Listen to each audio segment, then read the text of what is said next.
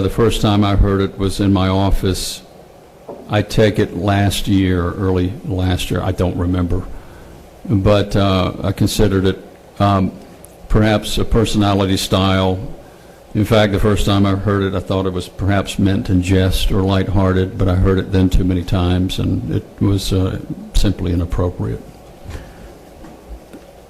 Now, Mr. Perry, we've talked about 2 occasions when you heard it. Now you referenced that you heard it too many times. Were there more than 2 occasions when you heard this statement from Mr. Keith? I've heard it 3 times in person and once on the phone. Okay, so there have been 4 occasions you recall? Yes, sir. Did you ever instruct your staff or Mr. Prater or anyone else who would have been dealing with this contract to be aware or be cautious because of this apparent statement or this apparent feeling on behalf of Mr. Keith? Fully so, yes, sir, fully so. And do you recall who all on your staff you warned about this?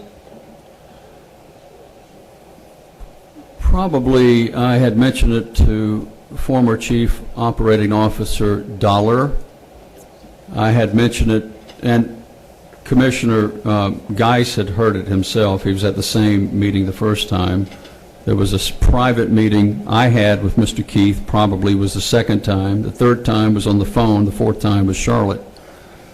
But we were aware of his speaking like this. In fact, on one occasion, he, at one meeting, said he would be happy to prepare our own report. Did you ever consider not extending that contract based on this conduct by Mr. Keith and what you had heard on 4 occasions? No, sir, that really wasn't a motivator. I didn't, he certainly didn't help his case. We don't like to hear those sorts of things, and anyone that hears them would end the meeting as the meeting was ended in Charlotte. The senator here, the president, has rightly said in the media, had that been said in his presence, he would have ended the meeting. Well said. And I didn't have that luxury. I had to continue to talk business. And but as far as reporting it or documenting it or anything like that, I just put it into the entire canister of assessment.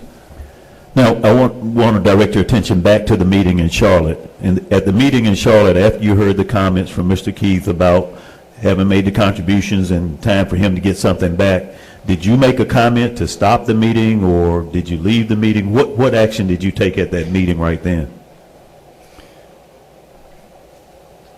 No, sir. Mr. Keith was, he had the floor at the moment, if I recall. He was, as I said, weaving that into his PowerPoint presentation about other contracts. And it was at that point that the governor was looking up and saw that we were talking about something beyond the current contract and so the governor was trying to mediate, as he should do, in bringing jobs and more private sector jobs. I saw it completely proper and good of him.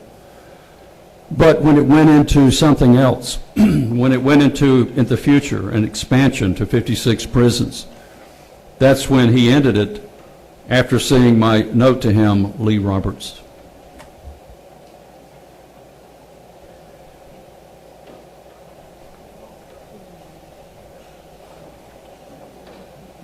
Looking back on that, passing that note and including Lee Roberts, would you handle that differently now after having been told 4 times by Mr. Keith he expected to get something in return, and now you ask Mr. Roberts to get involved, or you advise the governor to have Mr. Roberts get involved? Would you handle that differently now? No, sir. I think you're asking, do I have an affirmative duty to report that comment to someone? I don't think I do. I know where the line is. I've worked those cases, and I felt no affirmative duty to report it. But to answer your question, no, sir, I would not have changed anything.